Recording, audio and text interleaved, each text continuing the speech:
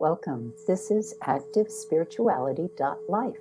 It is a weekly forecast program with astrology and a guided meditation activation to help you make the most of your week. It's run by Pamela Cucinell, that's me, the astrologer, and Suzy Meszoly, Master Healer. We invite you to find out more about our individual work. Suzy Meszoly, SuzyMeszoly-healer.com, or insightoasis.com for astrology. You can also find both of us at activespirituality.life, and we look forward to your joining us every week. Please share with your friends. Here we go. Welcome, everybody, to the 13th week of 2021. We are activespirituality.life. Pamela Cucinell, our trusted astrologer, and Suzy Meszoly, me, our trusted meditator. So I hope that you are enjoying our weekly sessions. We do occasionally get feedback. Please send it to us. We'd love to hear from you. And if there's anything else you would like us to do more of, let us know. But for now, we'll keep to our roughly 30-minute section. Pam does 20 minutes of forecast for the week, and then I jump in and do our 10-minute turbo boost. And Pam will be starting with Monday, March 29th, 2021. Hello, spring, I say, in the Northern Hemisphere. Yes, and here in Mexico, I'm also in the Northern Hemisphere, although I'm getting to know a whole different seasonal shift than the one I had living in New York for so many years. So where I am now, it's windier, it's hotter, and the jacarandas are in bloom. That's that beautiful flowering tree with cobalt violet flowers. Absolutely gorgeous. Although some people, unfortunately, have allergies to it. Not what I have at this point in time, but I love, love, love the colors. So Monday the 29th, the moon is in the sign of Libra. And today is actually I think it's a wonderful day to really deepen understanding. It doesn't mean it's necessarily an easy day, but the moon in Libra opens us up to have the ability to relate and communicate more effectively. And we do that by sharing how we feel or what we think and listening to the response. Now, deep listening requires sitting, presence, hearing, and not thinking about what you're going to say next. That's actually kind of taboo if you're going to really be listening effectively. And being able to sit with a silence as you take time to respond. I wish I could say I was an expert at this, especially in my marriage, but it's an ongoing challenge as we strive to relate better and understand more efficiently. And when the moon is in the sign of Libra, it is really emphasizing the experience of relating to the other, because the first 6 signs are about understanding self through personal journey. And I could talk more about that at some point in time, but Libra is the first sign, the 7th sign, that starts to engage with the other. Or I could say it this way: Libra is the first sign on the zodiacal belt that starts to engage where Aries, its opposite sign, wants to find out what's going on with the other. And so on this day, on Monday, as the moon moves through its journey, making geometric aspects to other planetary energies, pre-dawn, it's Chiron, which is speaking about where are the wounds in the self. And that is something that's really being emphasized because of the position of the Aries sun at this point in time. So it engages this dialogue, which may be in the self. So let me put it this way. We all have shadow energy, wounds. Some of us spend more time processing and thinking about them than others, but oftentimes they get activated through conversation, triggers, situations from another person. And when this opens up, we have the experience where we can transcend the old hurt or understand it better and understand ourselves better. Why am I reacting that way? Why is this the response that I'm giving? We can often give a response feeling justified in how we're replying to a situation, but if we look at it more dimensionally or deeply, we might have made another choice in how we responded. And that's what Monday, I think, can open up to us. So what I would suggest is whatever situation you're in, whether you're quiet, alone in your work environment or home, and you're simply just having memories or confrontations or things that come up as you go about your day, or if you're actually in dialogue with another person for a brief amount of time or an extended amount of time, do your best to sit with things as they come up before you hit automatic response. Because when we do that on a day like today, we can really start to dredge up or understand some old patterns that can get us to really a better place of self-understanding, ideally understanding the person we're engaged in, and feeling more empowered and less triggered. So the moon goes void, of course, at 8:08 p.m., after which time it doesn't make any geometric aspects to another planet until the wee hours of Tuesday. So a good way to use this evening is meditate, do things that allow you to feel recharged and connected to the things that make a cultural society rich.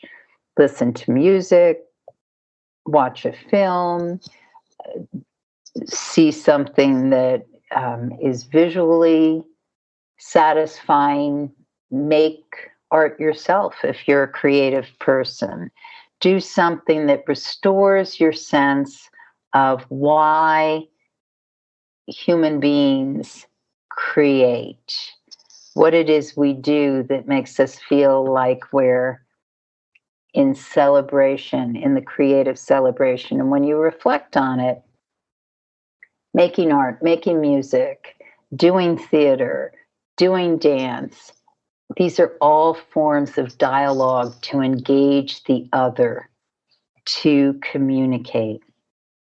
So on Tuesday, the 30th, the moon enters Scorpio at 1:33 a.m.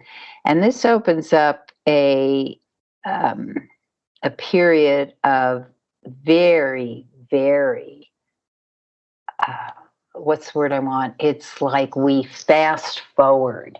If you learn the lessons of Monday, you're hitting fast forward with how you start to implement and use that regeneration and ability in a way that really makes you feel like, I got it, I got it. I feel my superpower. So this is tremendously productive day.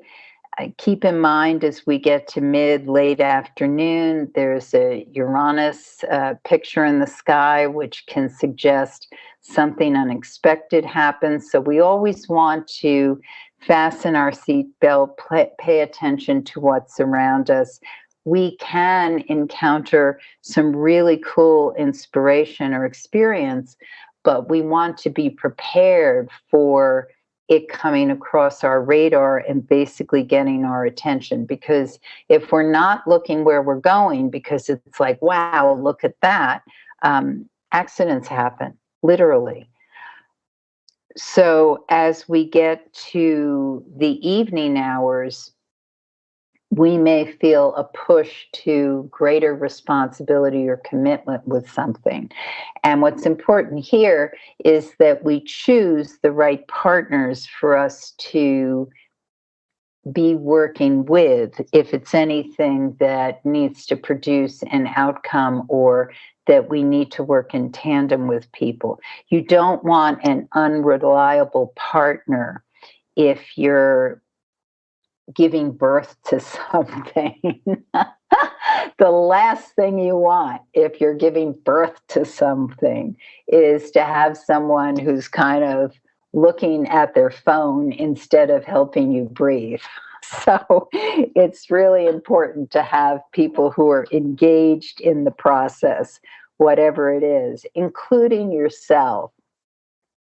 Because ultimately, the essential partner in anything each one of us does is ourself. Is our subconscious really on board with what it is that we're working to produce or make happen? Or will it sabotage what we're engaged in because it's not ready for transformation, or it's scary to do something that's new, or it prefers to just be in what it already knows. So be very conscious if judging in any way or that feels like it's transformative to you. And if you are, then today and tomorrow on Wednesday, the 31st, these are rich days to mine the gold. They truly, truly are. And it's not necessarily easy on Tuesday, perhaps, when we're setting things up. But if you've kind of made the commitment, blasted through the fears, are in position to go where you want to go, Wednesday, the 31st, is a high opportunity day. And this really increases once we get, let's see, around 3 p.m. Eastern time. And then we're in this really nice envelope of time where it's got the right partners, got what I need, got the financial backing. I am in the groove. And if I don't have everything I need financially, I am going to get it. It is happening. And so it's this absolute sense of you are in the zone of what is supposed to unfold, and it absolutely will. At 8:29 p.m., the moon goes void of course. And I should mention that the evening is really the primary testing ground. If there's anybody who is not in step with what this venture is supposed to be, including if part of you is faltering and saying, I'm just not ready to do this, there's a couple of things that can happen. You can either sit down, hear whatever the fear is, and help the partner or yourself push through it. or you can accept that this is as far as we go today. Because accepting where you are on the journey or the process is far more empowering than pushing farther if you don't have the fuel to take you where you want to go. So whatever it looks like, this can be a day, evening that feels like I am exactly where I need to be at this point in time. So 8:29 p.m. Eastern Time, the moon goes void, of course, and it doesn't enter Sagittarius again until the wee hours of Thursday. But what I love about this evening when the moon is void, of course, and I'll quickly say when the moon is void, of course, it's not making geometric aspects to another planet before it changes signs.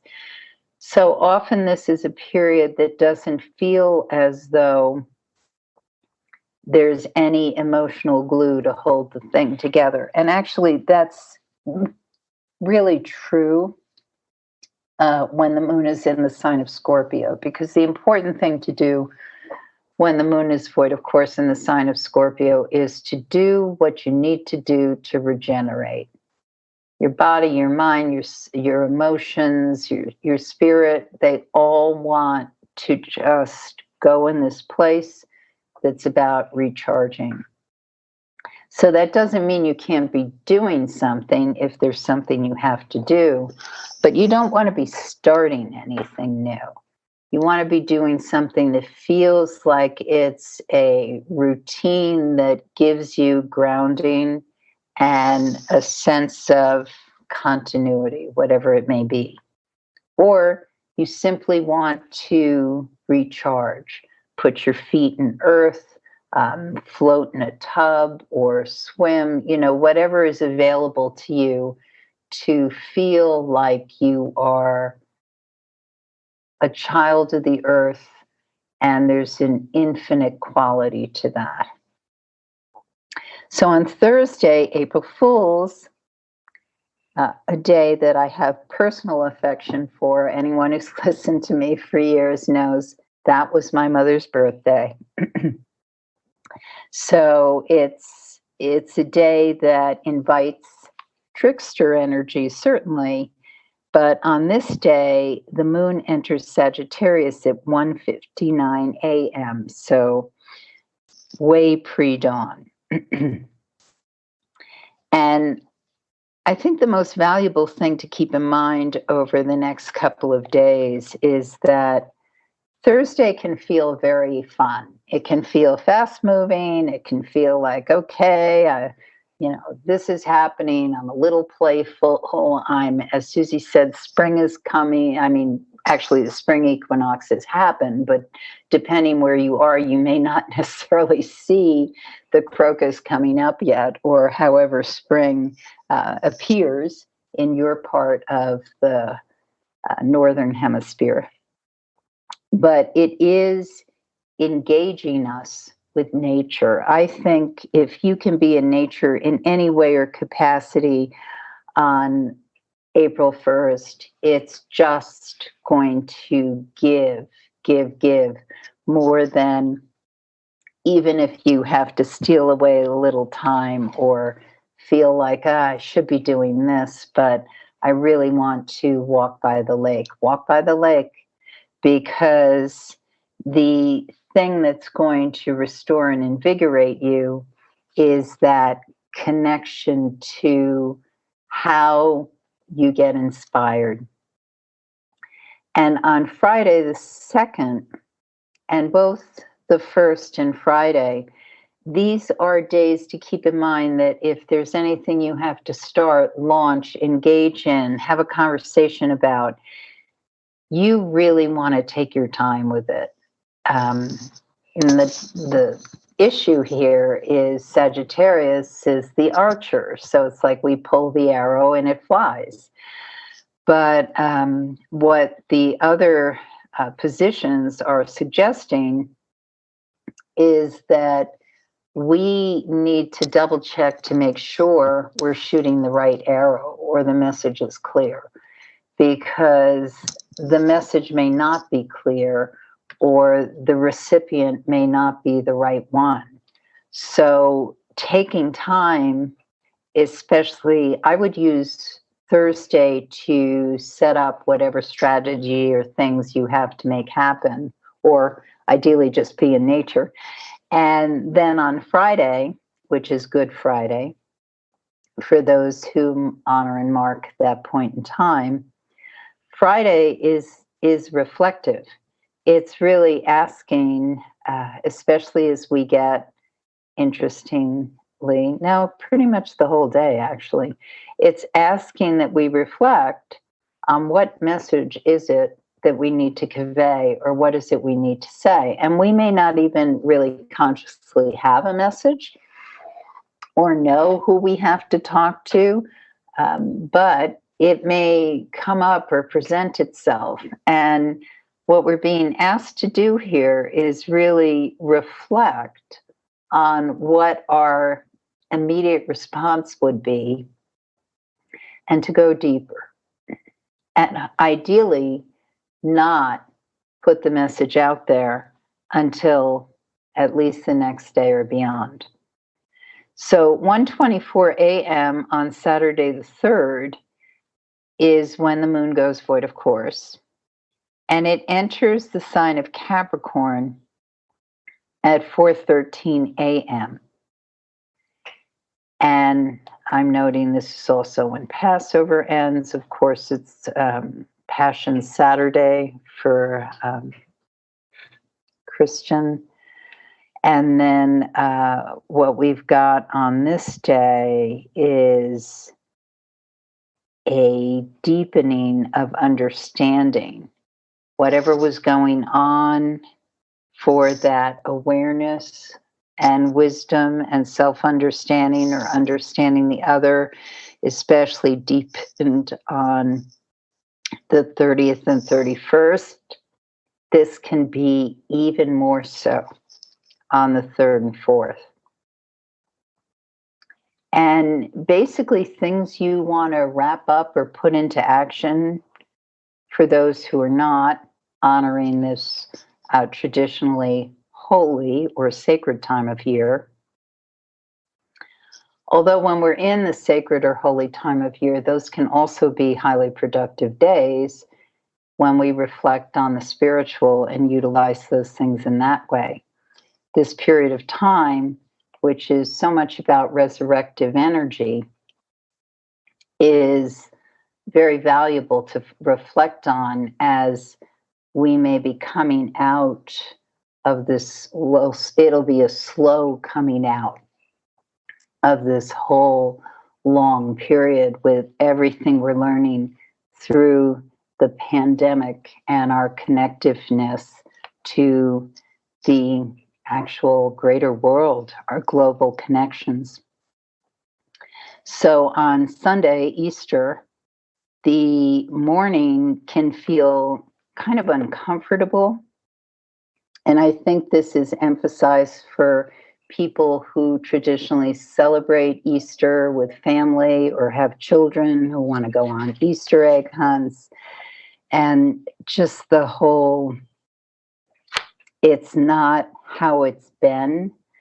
But I think one of the gifts here is to think about, okay, it's not how it's been. It's not how the tradition maybe was the one you grew up with, or that the older siblings experienced, but now there's a way to rethink and do it differently. And once again, the big emphasis for me as I look at this is, what does it really symbolically mean? The whole message about spring, rebirth, transformation, and how to create some kind of connection, especially using the earth, your garden, food, in ways that feels restorative and really imbues gratitude for every breath, every step, every moment we have here on this planet. And now I turn it over to Suzy. Thank you so much. And let's jump into our meditation on spring. Taking a straight back, a nice comfy seat, taking a few deeper breaths, relaxing, arriving. We are here. And just feel perhaps that energy, that very, very beginning energy of the change of the season of the spring. Visualizing yourself perhaps as a beautiful big maple tree that might be a couple 100 years old. And as the temperature is warming up, the tree also is beginning to show signs of life. So just feel yourself in that very essence of nature, something that is about to really start to blossom, to burst forward with movement. And let's just take it back a little bit further to the point before we burst forward into movement.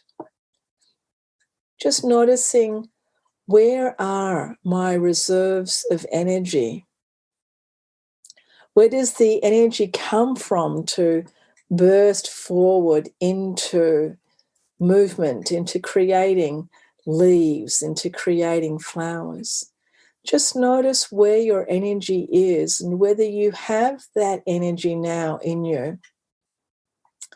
And where, if you don't have it, where you can get it from. Where can we get that tremendous momentum now to burst forward? And exactly what is it that we would like to grow? As we look now, whether we're in the southern hemisphere or the northern hemisphere, it is a change of seasons, but just thinking about what is it now that we would like to put forward into the world, into this world that is quite radically changed for us, all of us, wherever we are, wherever we live, anywhere in the world is radically changed and will probably continue to be radically changing. The way that we live, our systems, the way that we interact, everything is going to be going through some sort of process now. And as we participate in this and as we come forward, what is it that we want to come forward with? And just feel that energy in your body of, this is a new place for me. This is a place where I can continue doing what I've always been doing, perhaps do it a little bit differently, or I can come forward with something completely new. Feel that energy of what I might even just call simply the new, allowing that to come to the fore, allowing the energies now to come together, allowing the thoughts, the ideas, the momentum, the feelings, allowing everything to come together so that as we really gather our forces as individuals, as families, as communities, as nations, as people of the earth, as we gather now and come together, that what we're putting forward now and what we're creating really, really is in tune with our very essential nature, really in tune with what means life, what means growth, what means for the highest good of all.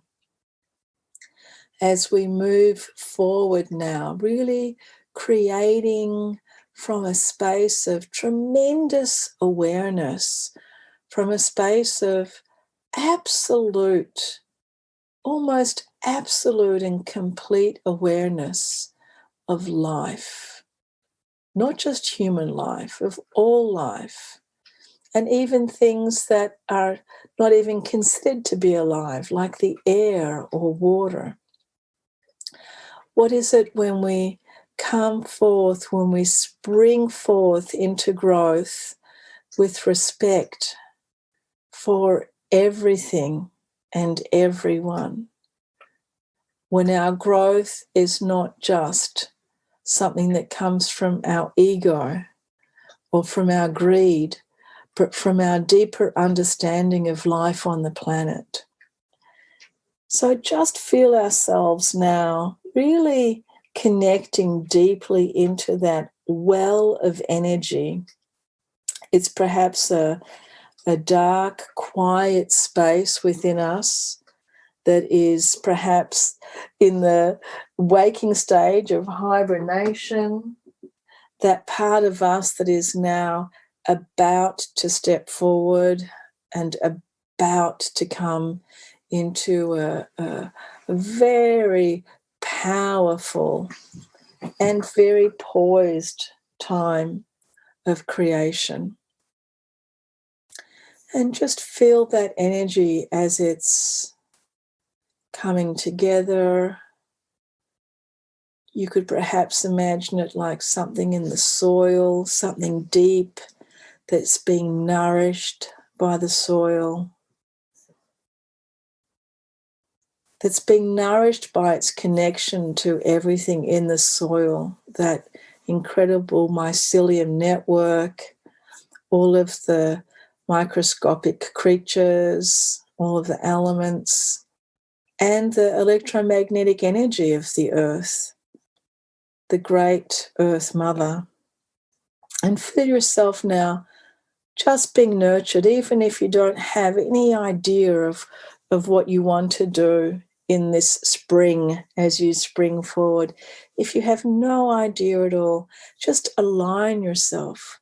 Align with the earth. Align with the electromagnetic field that is peaceful and calm. Align with all of the organisms that live underneath the crust of the earth, in the soil. Align with all of the things that live above the soil, all of the animals, all of the plants, aligning with all of the gases, the air, with the waters. And whenever we feel in any way overwhelmed or lost, whenever we felt confused, or if we're feeling deeply moved or emotional or grieving, just reach out your biological body, reach out as a creature of this planet and connect deeply in with the planet, with Mother Nature. If you can, actually put your body onto the soil, onto the grass, walk in a forest, be in the nature, walk on a beach, lie on the sand, swim in the water. And don't see yourself as this separated, isolated individual, but see yourself as one of the millions of beings on this planet that are part of this biological system, that are a part of this earth, that we are all here together. Feel yourself just energetically reaching out to all of your brothers and sisters and feeling that tremendous gratitude that comes when we come together energetically and feel each other, when we feel the energy of everything that is alive. And as we celebrate the life now coming in the spring, celebrating yourself and having gratitude for being here, for being alive, for being active, for having the ability to be here, to be here, to shake our tails, to wiggle our ears, to put our whiskers forward in the air, feeling ourselves coming together now. And as we take a few deeper breaths, feeling ourselves waking up and welcoming the spring. Thanks, everybody, for joining us. Thank you to my puppies for waking up into the spring here. And thanks so much, Pam. We'll see you all next week. Love now. You have been listening to Suzy Meszoly and Pamela Cucinell of ActiveSpirituality.life. If you've enjoyed this program, consider a donation. You can find the link for that, ActiveSpirituality.life. Regardless, we look forward to having you join us again for next week's podcast. Please share and have a great week.